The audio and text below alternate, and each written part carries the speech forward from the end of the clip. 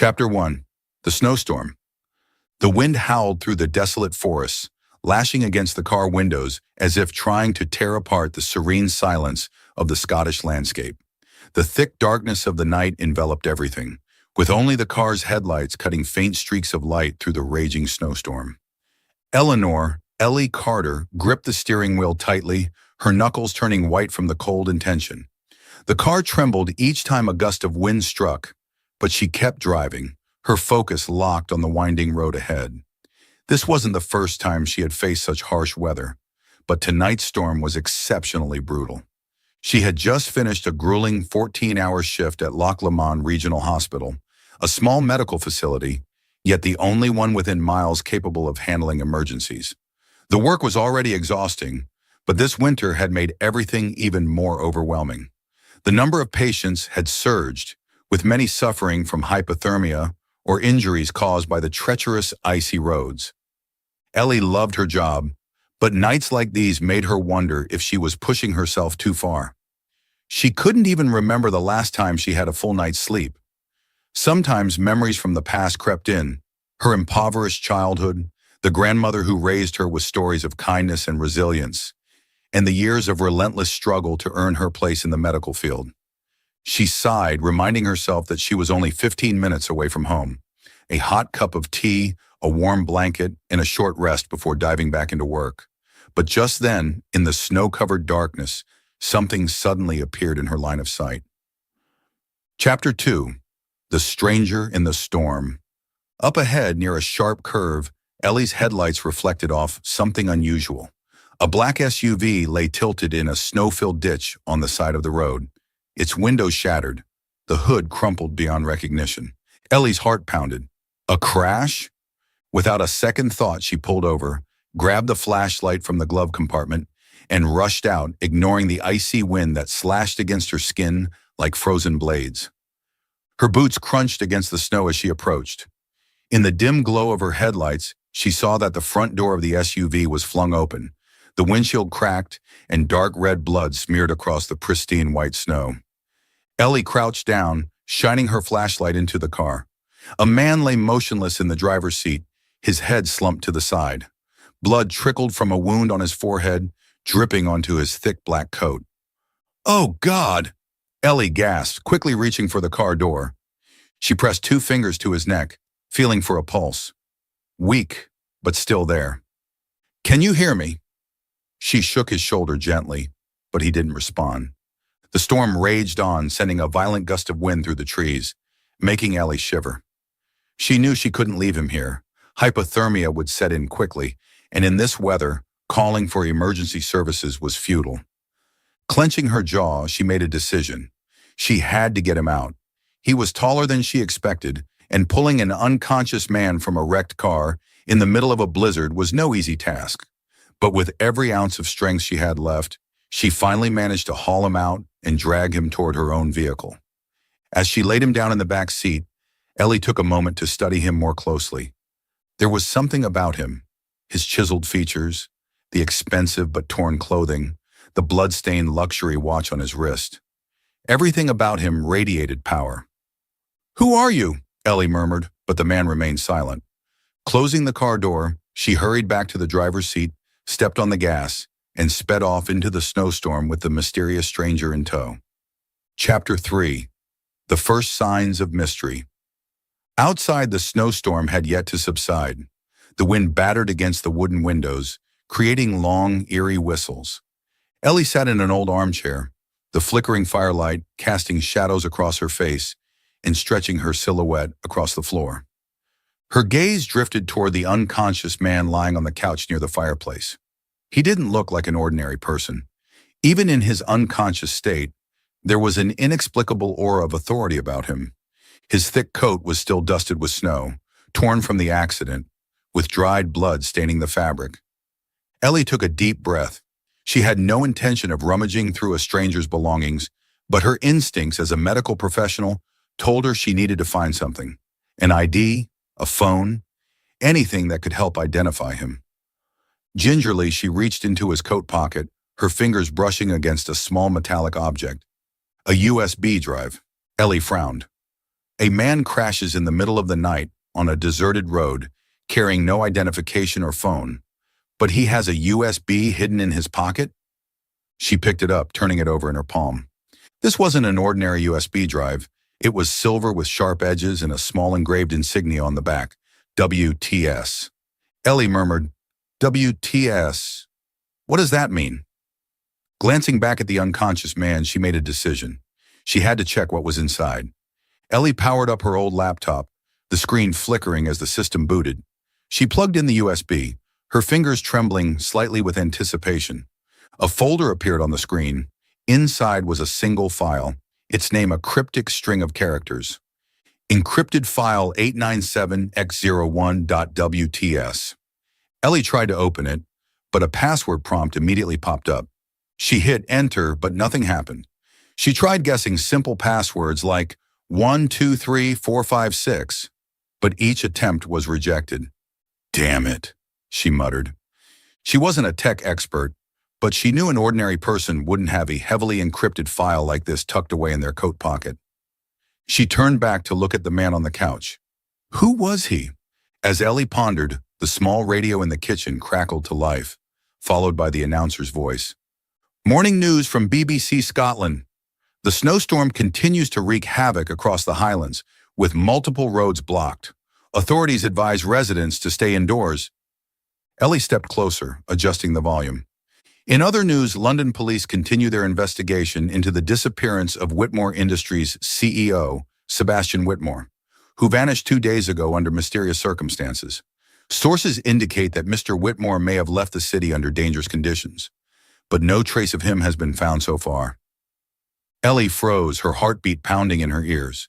She snapped her gaze toward the man on the couch, her eyes locking onto his face. Sebastian Whitmore. That name sounded familiar. She had read about him in the news. Whitmore Industries was one of Europe's largest finance and logistics corporations. If she remembered correctly, Sebastian's father had recently passed away, and he had just taken over the company. Her eyes darted back to the USB on the table. USB with WTS engraved. Whitmore Technology Solutions. The puzzle pieces clicked together. The man she had rescued wasn't just some businessman. He was a CEO, a man being hunted. A chill ran down Ellie's spine. She took a step back, realizing she had been pulled into something far bigger than she had imagined. But just then, a weak groan came from the couch. Sebastian stirred, his eyes fluttering open as he struggled to focus. Ellie stepped closer, but before she could say a word, his hand shot out, gripping her wrist. His eyes, filled with panic, locked onto hers. Don't tell anyone I'm here." His voice was weak but urgent. Ellie froze. "Why not?" she asked.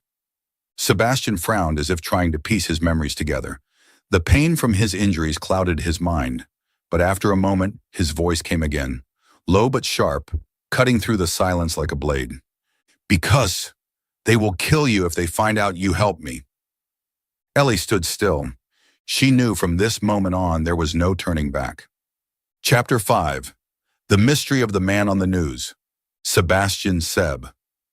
Whitmore woke with a sharp pain throbbing in his temple. The world around him was hazy, wrapped in an unfamiliar warmth. The scent of burning wood lingered in the air, mixed with the faint aroma of tea. He blinked, trying to focus. A small cabin, a fireplace crackling in the corner, and a woman sitting nearby, reading a newspaper. When Ellie noticed he was awake, she set the paper down. "Are you all right?" Her voice was calm but cautious. Seb frowned. Where am I?" "My house. I found you in a wreck on the road. Do you remember what happened?" Seb tried to recall, but nothing. He remembered driving, headlights in the rearview mirror, gunshots, or was that just his imagination? He shook his head, panic creeping into his chest. "I don't remember." Ellie studied him carefully, as if deciding whether to believe him. "Do you know your name?" Seb closed his eyes, searching his mind. "Sebastian. I think so." Ellie gave a small nod, but in her eyes the suspicions she had the night before were now confirmed. He was the missing CEO of Whitmore Industries. She stood, picked up the newspaper, and handed it to him. Seb took it, his eyes landing on a front-page article. CEO of Whitmore Industries disappears amid allegations of money laundering and arms smuggling. Beneath the headline was a picture of himself. His world tilted. What the hell was happening? Welcome to Soul Stories. When you hear these words, you are now a cherished part of the Soul Stories family, a place where we share heartfelt tales that touch the soul. We deeply appreciate every follow, every encouraging comment, and all the feedback you provide. It is your support that drives us to improve continuously, bringing you stories that are profound, meaningful, and resonate with emotions. Each story is not just a collection of words. It's a small gift meant to bring a little joy and sentiment amidst the chaos of life. We may not always be able to satisfy everyone, but please share your thoughts and wishes with us so we can create even more complete stories and spread happiness to more people. Don't forget to subscribe to the channel so you never miss a new story. Let's spread love together. Invite your family and friends to join so our community can soon reach 10,000 members. Soul Stories, stories that touch the soul. Chapter 6. The Hunters Appear, a village on the brink. Morning in the village of Loch Lomond was serene, with thick snow blanketing the cobblestone streets, transforming everything into a picturesque winter scene. But that peace was about to be shattered. Inside the Highlander, the only pub in the village, warmth radiated from the crackling fireplace, mingling with the rich aroma of burning wood and whiskey. Locals gathered around the bar, exchanging gossip about last night's storm and the roads blocked by snow. Suddenly, the wooden door swung open, silencing the chatter as two unfamiliar men stepped inside. The first was a tall, broad-shouldered man with a thick beard, clad in a black leather coat. His sharp gaze scanned the room like a predator sizing up its prey. The second man, with neatly combed dark hair and a scar running down his chin, wore a gray turtleneck sweater. He appeared more refined, but there was a cold, calculating sharpness in his eyes. The bearded man strode to the bar, leaning his elbows on the polished wooden counter. "We're looking for someone," he said, his voice rough, laced with the scent of tobacco. The bartender, McGregor, narrowed his eyes at the strangers. "Not many outsiders pass through this village." The dark-haired man reached into his pocket, pulling out a small photograph. He placed it on the counter. Sebastian Whitmore. McGregor glanced at the photo, his expression carefully neutral. "What's he done for you to be looking for him?" "He's missing," the bearded man smirked. "We're friends. Just want to make sure he's safe." McGregor wasn't a fool. These men weren't anyone's friends. "Haven't seen him," he said firmly, holding their gaze without flinching. The dark-haired man offered a small, knowing smile. "We'll check for ourselves." Without another word, they turned and walked out. McGregor watched from the window as they climbed into a black SUV parked outside. The vehicle crept slowly through the village, its occupants peering at each house, searching. They were hunting, Ellie's growing fear. Ellie had left early that morning to pick up medicine and supplies from the village's small store. On her way back, she stopped by the Highlander to chat with McGregor. He pulled her aside, his voice low. "Have you noticed anything unusual?" Ellie frowned. "Unusual? How?" McGregor gestured toward the village road. "Two strangers asking about an injured man? Showed me this picture." He handed her the photograph. Ellie nearly dropped it. "Seb." Forcing herself to remain calm, she asked, "What did you tell them?" McGregor crossed his arms. "Lied, of course, but they're not the type to be easily fooled." A cold chill ran down Ellie's spine, and it wasn't from the snow. "I have to go," she said quickly, hurrying toward home. A black SUV. As she approached her cottage, Ellie froze. A black SUV sat across the street, near the entrance to the forest. Its tinted windows reflected the stark white snow, but she could feel unseen eyes watching her. She swallowed hard, forcing herself not to panic. Keeping her pace steady, she reached her door, slipped inside, and locked it, twice. Seb was in the kitchen, pouring water into a glass. He looked up as she entered. "What's wrong?" Ellie rushed to the window, peeking outside. The SUV was still there. "They found you!" Seb set the glass down, his expression darkening. Where?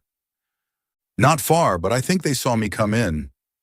Seb cursed under his breath, his hands clenching into fists. Memories of the night he was chased came flooding back. David Langston, the CFO of Whitmore Industries, the man who had ordered his execution. When Seb had refused to participate in money laundering and arms trafficking, David and the board of directors had decided to eliminate him. Anna Catter, the only person who had helped him gather evidence, had been killed, and now they were still hunting him. Seb turned to Ellie, his voice edged with urgency. We have to leave. Now you need to come with me. It's not safe for you here anymore. A desperate escape. Ellie didn't hesitate. Staying meant death. She rushed to her bedroom, grabbing a small backpack and stuffing it with a personal medical kit, some dry food, cash and a bank card, a small knife hidden in her drawer.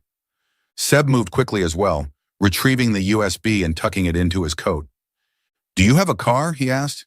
Yes, but they might be watching it. Seb frowned. Then we can't use it. Ellie's mind raced before she remembered something. There's a forest trail that leads to a friend's house. If we can reach it, I can borrow his car. Seb nodded. Let's go. Into the snowy forest, they slipped out through the back door, moving along the narrow path behind the house. The wind howled through the trees, but the darkness worked in their favor. Seb cast a glance back. The SUV remained parked, unmoving, but he knew they were waiting. They trudged through the snow-covered forest, their footsteps sinking deep. Ellie struggled to keep her breathing steady, her nerves stretched taut.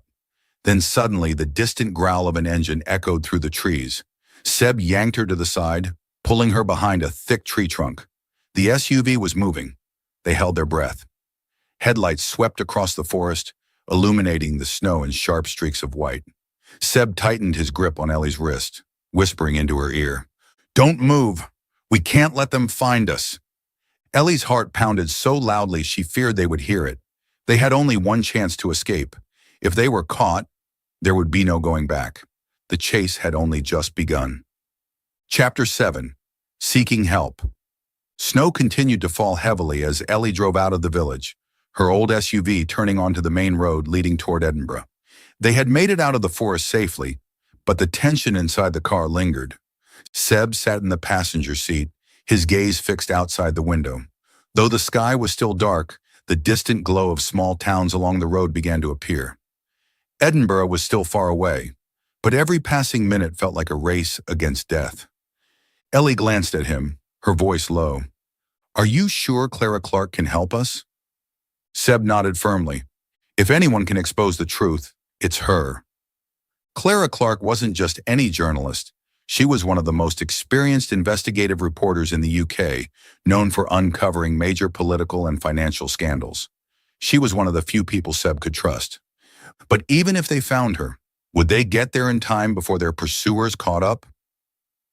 3 hours later, they arrived in Edinburgh. The city was still quiet in the early morning. Ellie drove into a narrow alley, parking behind an old cafe. Seb kept his head down as he stepped out, pulling his coat hood over his face. They walked through the deserted street until they reached a gray stone building with a sign that read, "The Sentinel, Independent Press." Ellie glanced around nervously. "Are you sure she's here?" Seb nodded and pressed the doorbell. Seconds later, the door swung open, revealing a middle-aged woman with deep auburn hair. Her sharp eyes scanned them before landing on Seb. "Sebastian Whitmore," she said, her voice both quiet and striking. "I thought you were dead." Seb smirked. "Not yet, but I came close." Clara's gaze flickered to Ellie before she stepped aside. "Get in, quickly." Inside, they sat in a small office cluttered with documents and thick stacks of printed reports. The aroma of freshly brewed coffee filled the space as a battered coffee machine dripped into a cup. Clara inserted Seb's USB into her laptop, her curiosity evident. "Are you sure this contains enough evidence to expose Whitmore Industries?" Seb nodded. "If we can decrypt it, it'll change everything." Clara typed rapidly, opening the folder containing the encrypted file. She launched a powerful decryption program, watching as lines of complex code scrolled across the screen. 1 minute passed. 2 minutes. 3 minutes. Then suddenly a list of data appeared. Clara frowned, scrolling through the files. Then her expression darkened. "Oh my God!" Ellie leaned forward. "What's in it?" Clara turned to Seb, her voice slow but heavy with tension. "Did you know that your company isn't just laundering money, but also involved in arms smuggling?" Seb's brows furrowed. "I knew they were funneling money through shell companies, but arms smuggling?" Clara's fingers flew over the keyboard, opening a PDF filled with classified contracts, secret deals between Whitmore Industries and several front companies operating in the Middle East and Eastern Europe. "This isn't just laundering," Clara said. "Your company has been selling weapons to terrorist organizations. Whitmore Industries is buried under layers of dummy corporations, but the trail is still there. And here," she scrolled down to a highlighted red line in a classified document. "Termination plan for high-risk individuals." Below it was a list of names. Seb's name was at the top. Ellie's stomach twisted as she read the words. Seb let out a bitter chuckle, devoid of humor. "So they had this planned all along." Clara met his gaze, serious. "They don't just want you dead. They want you erased. Permanently." Ellie's throat went dry. She turned to Seb. "We need to get this out to the world, right now." Clara sat up straight and nodded. "I'll send this to the major news outlets, but we need to act fast. Once this leaks, they'll have no way to cover it up." Seb inhaled deeply. "Do it. Now." Just as Clara started uploading the data, a flashing red warning popped up on the screen. "Warning. File under surveillance. Unauthorized access detected." Clara's eyes widened, her face draining of color. "They know." Seb shot up. "They're tracking the USB?" Clara nodded, her voice urgent. "And now they know exactly where we are." Ellie's breath caught. She turned to Seb. "We have to leave. Now!" Clara hurriedly copied all the data onto another USB and slipped it into her pocket. "I have a safe house in the south of the city," she said. "We can regroup there." Seb nodded, but before they could move, a loud crash echoed from outside. Bang! Ellie flinched as she saw a group of men in black storming into the press office. "Police?" she whispered. Clara narrowed her eyes, her expression turning ice cold. These are David Langston's men." Seb clenched his fists. "Damn it. They got here faster than I thought." Clara swiftly shut down her computer, yanking out the USB. "We have to go. If they catch us, we won't get another chance." Seb grabbed Ellie's hand, pulling her toward the back exit. Their escape wasn't over. It had only just begun. Are you still following the story? Leave a comment about what you think will happen next and share your thoughts. Chapter 8. A Calm Night Amidst the Storm. Clara Clark's small apartment was nestled in a quiet neighborhood in southern Edinburgh, hidden within an alley near the riverbank. It wasn't luxurious, but it was safe and discreet, a perfect place to lay low while they figured out their next move. As soon as they arrived, Clara wasted no time. She booted up her computer, activating her secure system to download and analyze the files from Seb's USB. The cold blue light from the screen illuminated her focused expression. "This will take some time to process," Clara said, eyes fixed on the screen. "You two should rest, but keep your phones off and don't let any light escape the windows." Ellie nodded. She reached for Seb's hand, silently signaling for him to follow her onto the small balcony at the back of the apartment. Seb glanced down at their hands for a moment, his fingers unconsciously tightening around hers. It was time to tell her everything. Taking a deep breath, he gazed out at the Edinburgh skyline, the city lights flickering in the distance. "My father died 6 months ago," he began, his voice low and heavy. "He founded and ran Whitmore Industries, one of the leading finance and logistics conglomerates in Europe. My whole life I believed our company was a symbol of success, but I was wrong." Ellie listened silently, sensing the weight behind his words. "When he passed, I inherited his position as CEO.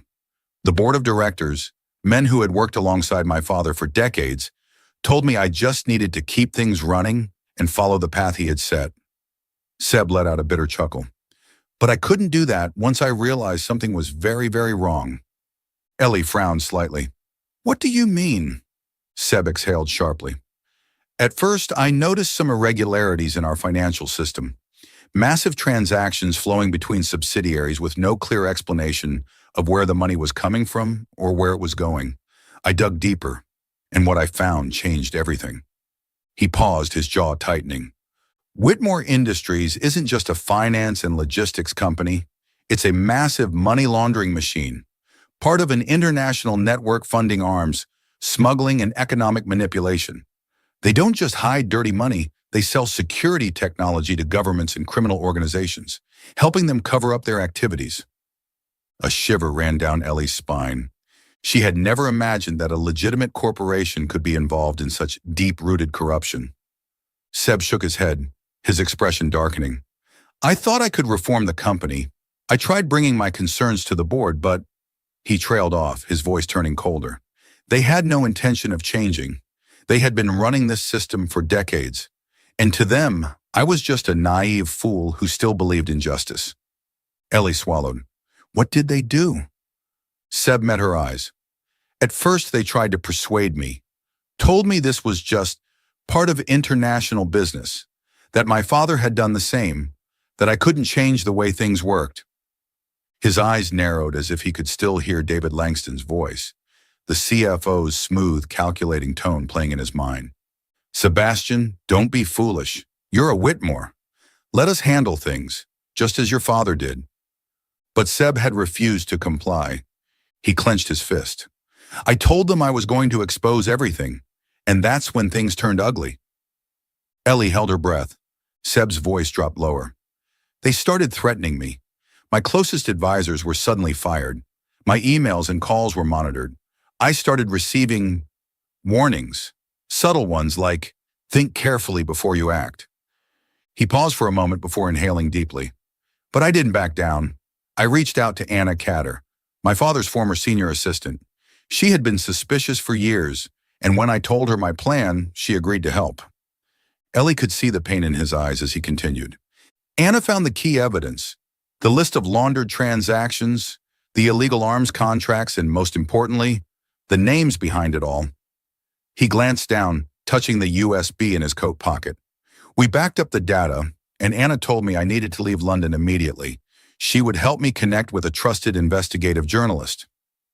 Ellie squeezed his hand. Clara. Seb nodded. But I didn't get the chance.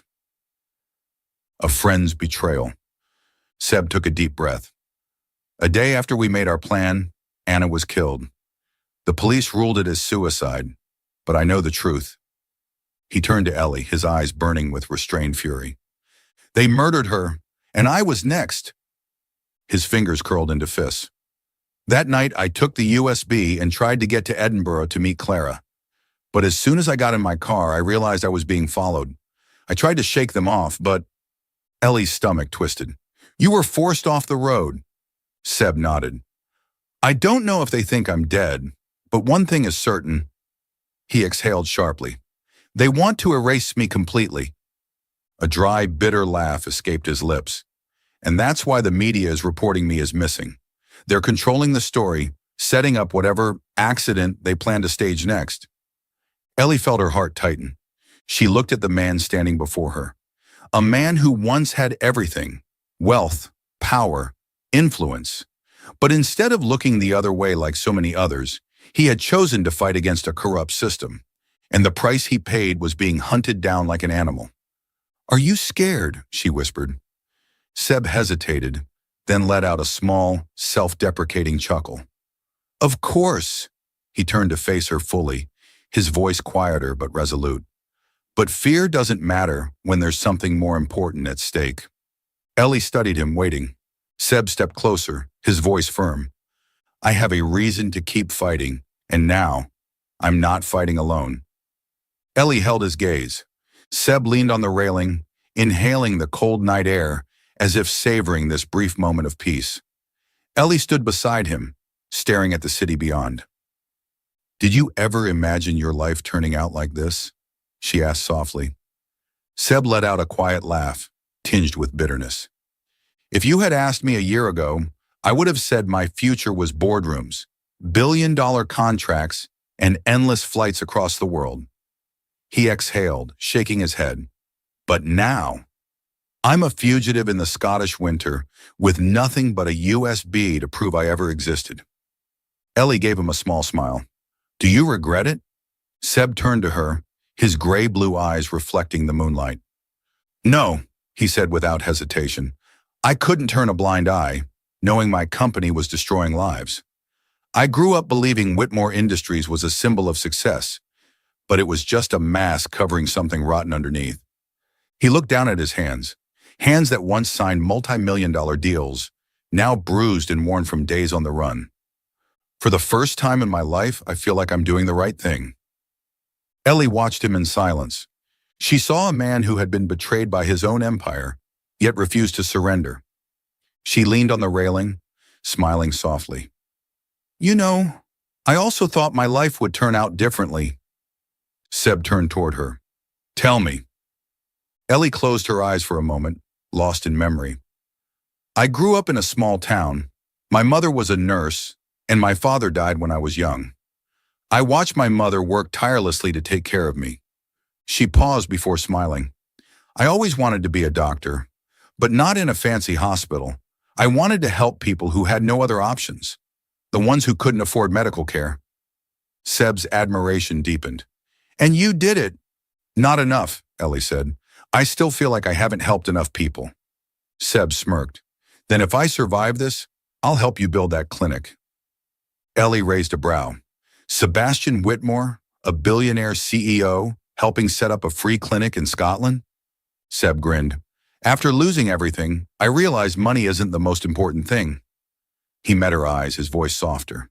But you are. Ellie's breath caught, and in that frozen Scottish winter, amidst all the chaos, they found warmth in each other. Chapter 9. The Missing Piece. The small apartment in southern Edinburgh remained heavy with tension. Clara sat at her computer, eyes locked on the screen as streams of decrypted data from the USB continued to unfold. Beside her, Seb stood with his arms crossed, his face impassive, but his sharp gaze calculating every detail. The files in here are almost enough to bring down Whitmore Industries, Clara said, typing rapidly. Hidden bank accounts, money laundering transactions, contracts with criminal organizations. It's all here. Ellie leaned forward slightly. So it's enough to take them to court? Clara frowned, then shook her head. Not quite. Seb clenched his fists. Why not? Clara turned the screen toward them, pointing to a locked section of the data. This only contains completed transactions, money that has already been laundered and moved. But to make sure this case holds up in court, without Whitmore Industries' lawyers tearing it apart, we need real-time evidence from their servers. We need to capture their current transactions, the ones that are still in progress. Seb fell silent, understanding exactly what she meant. No more running. Seb took a deep breath. He had been on the run long enough. If that's what we need, he said slowly, I'll get it.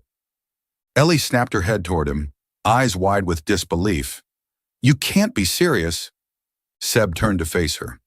Ellie, without this data, they could bury the case before it ever reaches trial. The board has enough power to silence the police, manipulate the media, and erase everything we found. We need undeniable proof. Then let the FBI handle it, Ellie argued. We already have their help. There's no time, Clara interjected, her tone grim. By the time law enforcement secures a warrant, all of that data will be wiped clean. Seb nodded. That's why I have to go back. Ellie shot to her feet, stepping in front of him. You do realize this is suicide, right? They're still trying to kill you. If you walk in there... Seb gently touched her hand, stopping her mid-sentence. Ellie, he said softly but firmly, I know the risks, but if I don't do this, I'll never forgive myself. Ellie stared at him, her eyes filled with emotions she couldn't voice. She didn't want to lose him. Then I'm going with you. Seb's brows furrowed. No. There's no way I'm letting you go in alone. She cut him off. If you go, I go. Clara smirked, shaking her head. You two are absolutely insane. Seb gazed at Ellie for a long moment, then exhaled in defeat. Fine. Ellie nodded, but the worry in her eyes remained. Seb turned back to Clara. We need a plan. Breaking into Whitmore Industries, Clara pulled up a detailed floor plan of Whitmore Industries headquarters on her screen. The server room is on the 45th floor, right next to the CEO's office. This is where real-time backups of every ongoing transaction are stored.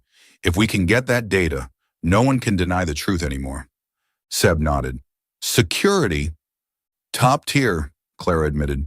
But lucky for you, you're still technically the CEO. Your keycard should still work, unless they've deactivated it already. Ellie narrowed her eyes.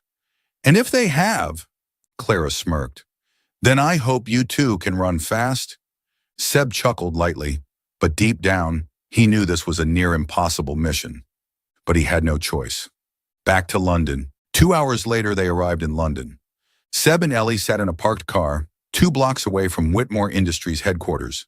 The building stood tall and imposing, its glass facade gleaming under the city lights, a symbol of power, wealth, and corruption. Seb exhaled, glancing at Ellie. Ready? Ellie took a deep breath, then nodded. Do you think they'll welcome you back? Seb smirked. Oh, absolutely, with a bullet. They shared a knowing look, one that acknowledged the danger, the risks, and the unspoken fears. Then together, they stepped out of the car. They were walking straight into the final battle. Chapter 10, The Final Confrontation. Night had fallen over London, casting the towering skyscrapers in deep shadows. From the rooftop of a nearby building, Seb and Ellie looked down at Whitmore Industries headquarters, a gleaming glass monument to power and success. But to Seb, it was no longer a symbol of achievement. It was the heart of corruption, the place that had destroyed lives and buried secrets in the dark. Seb turned to Ellie. You can still walk away. This is your last chance to turn back. Ellie crossed her arms, raising an eyebrow. So, what's your plan? Sneak in alone, take on an entire corporate crime syndicate, and then escape like some kind of action hero? Seb sighed, but despite himself, a small smile played on his lips. I can't change your mind, can I? Ellie smirked. No. Seb squeezed her hand gently, then inhaled deeply. Then let's do this. Infiltrating the tower. They bypassed security through an underground entrance, slipping into the dark corridors leading toward the server room. Seb quickly accessed the central system, his fingers flying over the keyboard. He searched for the final piece of evidence, a coded transaction log containing real-time proof of Whitmore Industries' illegal operations. If he could download it, the board wouldn't be able to deny anything. 10 minutes, 9 minutes, 8 minutes. But then, the door slammed open. Seb spun around, and there he was, David Langston. The man stood with a smug smirk, hands clasped behind his back, radiating arrogance. Sebastian, David mused, his voice smooth, taunting. I expected better from you. Seb clenched his fists. You betrayed my family, betrayed this company. Did you really think I'd let you get away with it? David chuckled, stepping forward. Oh, Sebastian, you're as naive as your father was. He too thought he could control this game. But in the end, he realized there are rules to this world, rules that can't be changed. Seb froze. My father knew about this? David's smirk widened. He didn't just know. He was part of it. Seb's breath caught. Number that couldn't be true. He wasn't like that, Seb growled. David scoffed. Oh, really? Then tell me, Sebastian, why do you think he died so suddenly? Seb's pulse stopped for a second. He stared at David, his voice dropping into a deadly whisper. You killed my father? David didn't answer. He didn't have to. The sinister glint in his eyes told Seb everything he needed to know. Seb felt rage like he had never known before, burning through his veins. But before he could react, Ellie grabbed his wrist, pulling him back. Don't let him control you, she whispered. Seb exhaled sharply, steadying himself. This is over, David. The police are already on their way. Everything you've done is about to be exposed. David shook his head, then reached into his coat, pulling out a gun. No, Sebastian, you're not leaving this building alive. The shot that changed everything. Time slowed. David's finger tightened on the trigger. Seb braced for impact. Bang! The gunshot echoed through the server room. But Seb felt nothing. Instead, he heard a sharp, pained gasp beside him. His world shattered. He turned and saw Ellie collapse into his arms. "Ellie!" Seb's scream was raw, desperate. Her blood stained his hands, spreading across her white shirt like a crimson bloom. She gasped, her breath shaky, shallow. Seb's mind went blank, then filled with pure, uncontainable rage. He lifted his head, his expression deadly cold. "David!" Seb's voice was a whisper of death. For the first time, David took a step back. But Seb was already moving. Seb's wrath. Seb slammed into David, knocking the gun from his hand. Then he punched him, hard. David staggered, blood spurting from his nose. But Seb didn't stop. He had been running for too long. Too many people had been hurt, and now they had shot Ellie. Seb punched him again and again, each hit fueled by months of anger, grief, and betrayal. David groaned, struggling, but Seb grabbed him by the collar and slammed him against the server racks. But before Seb could land the final blow, the room filled with flashing lights and shouting voices. "Freeze, FBI!" Seb froze, chest heaving, blood dripping from his knuckles. David tried to crawl away, but a pair of cold handcuffs snapped around his wrists. A federal agent leaned down, whispering in his ear, "You're done, Langston." Seb didn't care. He only cared about Ellie, holding on to life. Seb dropped to his knees, pulling Ellie against him. She was still breathing, but barely. "Stay with me," Seb whispered, voice cracking. "Ellie, stay with me." She smiled weakly, her fingers gripping his shirt. "You're safe," she murmured. "That's all I wanted." Seb gritted his teeth, feeling tears burn his eyes. "Don't you dare say goodbye," he growled. "You're not leaving me. I won't let you." Ellie tried to smile, but her eyelids fluttered closed. "Ellie!" Paramedics rushed in, pulling Seb away as they worked to save her. Seb could only watch, helpless, as they fought to keep the woman he loved alive. Meanwhile, across the room, Clara stood among the FBI agents, her phone open. News about Whitmore Industries had already flooded the media. She met Seb's eyes, nodding. "We did it." But Seb didn't care about victory, because Ellie's life was the only battle he still had to fight. He leaned over her, pressing his forehead against hers, whispering one last promise. "Hold on, Ellie, please. Hold on." And as sirens wailed in the night, he prayed he wouldn't lose the only thing that truly mattered. Chapter 12. The End and a New Beginning. The hospital room was bathed in the soft glow of the morning sun. The steady beeping of the heart monitor filled the air, a quiet reminder that life still persisted.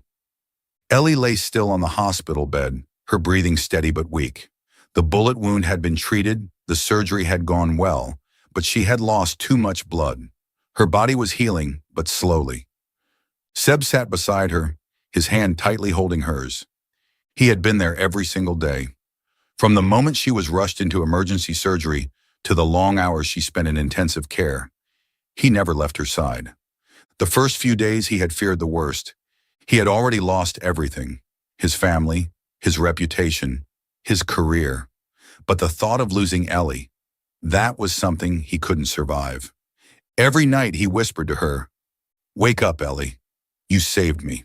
Now it's my turn to wait for you." The nurses had tried to convince him to rest, but he refused. Then one morning, as the first light of dawn streamed through the window, her fingers moved. Seb's breath caught. He sat up straight, staring at her, his heart pounding. Ellie's eyelashes fluttered. Her eyes, those deep brown eyes, slowly opened, unfocused at first, then locked onto his face. "Seb!" Her voice was weak, but it was enough to break him completely. Seb gripped her hand tightly, as if afraid she would slip away again. The weight in his chest, the crushing fear that had suffocated him for days, finally lifted. "I'm here," he whispered, his voice rough with emotion. "I'm always here." A single tear slipped down his cheek, but this time it was a tear of hope. Ellie had come back. Justice and redemption. As Ellie recovered, the scandal surrounding Whitmore Industries exploded worldwide. Clara had leaked every piece of evidence to major news outlets. The FBI and Interpol launched full-scale investigations. David Langston, along with the corrupt board members, was arrested on multiple charges: money laundering, arms smuggling, and conspiracy to murder the sitting CEO. Their hidden offshore accounts were frozen, the criminal network they funded was dismantled, and Whitmore Industries, it was torn down to its foundations and rebuilt, no longer a money laundering machine, but a legitimate business once more. On the day David was sentenced, Seb was in the courtroom. The man who had tried to destroy him, who had killed his father, glared at him with pure hatred. But Seb no longer cared. He had won. Not just against Whitmore Industries, but against the darkest parts of himself. He had found something far more valuable than revenge. He had found his purpose, a new path. Months later, when Ellie had fully recovered, Seb made the most important decision of his life. He walked away from Whitmore Industries.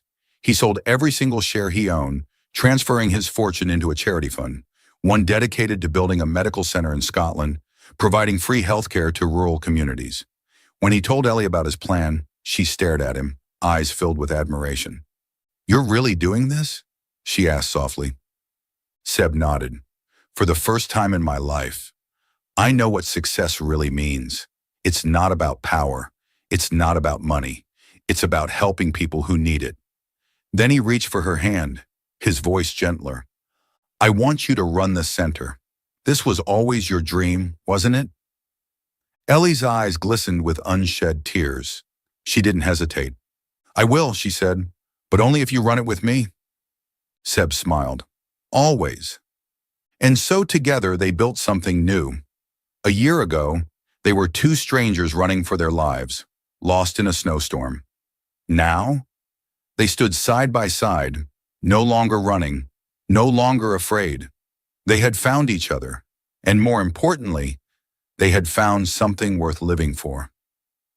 1 year later, snow blanketed Loch Lomond, covering the wooden pier in a crisp layer of white. Ellie stood at the very edge, looking over the frozen lake. She didn't know why Seb had asked her to come here tonight, but something told her this moment was special. Then, she heard footsteps behind her. Turning, she saw Seb approaching, wrapped in a long coat, his gray-blue eyes glowing under the streetlights. "Do you remember this place?" he asked, a playful smirk on his lips. Ellie chuckled. "Of course. This is where I found you, and thought you had amnesia." Seb laughed. "And it's also where you saved my life." He took another step closer, then suddenly dropped to one knee. Ellie's breath caught. "Seb!" Seb pulled out a small velvet box, flipping it open. A platinum ring glimmered inside, catching the soft glow of the street lamp. "Ellie Carter," he said, his voice deep, steady. "That night in the storm changed my life forever. But the greatest thing it ever gave me was you." Ellie's heart pounded. "I can't imagine a single day without you," he continued. "I don't need power. I don't need money. The only thing I want is to share this life with you." Then looking straight into her eyes, he asked, "Will you marry me?" Ellie laughed, but tears of happiness streamed down her cheeks. She didn't need to think. "Yes." Seb slipped the ring onto her finger, then pulled her into his arms, kissing her deeply as snowflakes danced around them. Months later at Glenmore Castle, Ellie walked down the aisle in a white lace gown, flowers lining the stone pathway. At the end of it stood Sebastian Whitmore, dressed in a crisp black suit, his stormy blue eyes filled with nothing but love. When the priest asked, Seb didn't hesitate. "I do." Ellie gazed into his eyes, the only place she had ever truly felt at home. "I do." Under the Scottish sky, they shared their first kiss as husband and wife, as cheers and applause erupted around them. But the greatest journey was just beginning. After the wedding, they returned to Scotland, dedicating the rest of their lives to running their free medical center, helping the people who needed them most. All the pain, loss, and fear of the past faded away. There were no more storms to run from, only love, peace, and a future they would build together. This story reminds us that fighting for justice comes with sacrifice, but truth will always prevail. Sebastian refused to turn a blind eye to corruption, even when it made him a target. Ellie, with her bravery and unwavering heart, stood by him, even when it meant risking her own life. Together they faced the storm, and in the end, they didn't just survive. They created something beautiful from the ashes. Thank you for following this story. Let us know what you thought, and don't forget to subscribe for more emotional and powerful stories. Leave a comment. Share this story with others. Stay tuned for the next one. Until next time, love always wins.